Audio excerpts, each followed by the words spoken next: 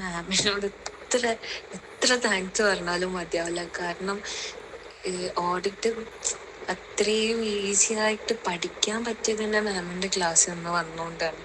പിന്നെ മാം പറയുന്ന മെത്തേഡ്സും എക്സാംസും ഒക്കെ ഫോളോ ചെയ്തുകൊണ്ട് മാത്രമാണ് പാസ്സാകാൻ പറ്റിയത്.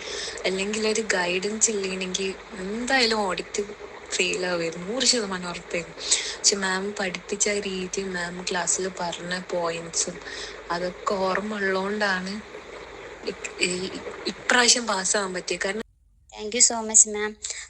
കഴിഞ്ഞ വർഷം സെപ്റ്റംബറിൽ എനിക്ക് 21 ആയിരുന്നു ഓഡിറ്റിംഗ് ഉണ്ടായിരുന്നു. ഇപ്രാവശ്യം അത് എനിക്ക് 40 ആയിട്ട് അങ്ങനെ പാസ്സാകാൻ സാധിപ്പിച്ചത് മാമിൻ്റെ ക്ലാസ് കൊണ്ട് തന്നെയാണ്.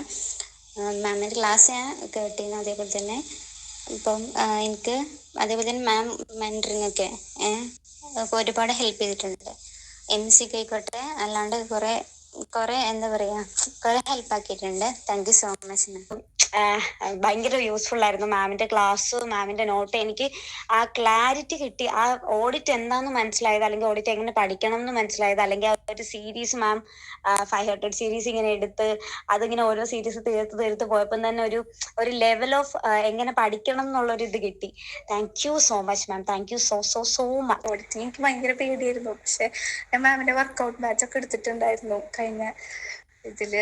അപ്പൊ അതില് മാം പറഞ്ഞ ഒരുപാട് കാര്യങ്ങളും പിന്നെ റൈറ്റിംഗ് പ്രാക്ടീസ് ഒക്കെ ഞാൻ ചെയ്തിട്ടുണ്ടായിരുന്നു. പക്ഷെ അങ്ങനെ എന്ന് വെച്ചാൽ 47 ഉണ്ട്. Thank you so much. ഇപ്പോൾ റിസൾട്ട് വന്ന് ഞാൻ പാസ്സായി.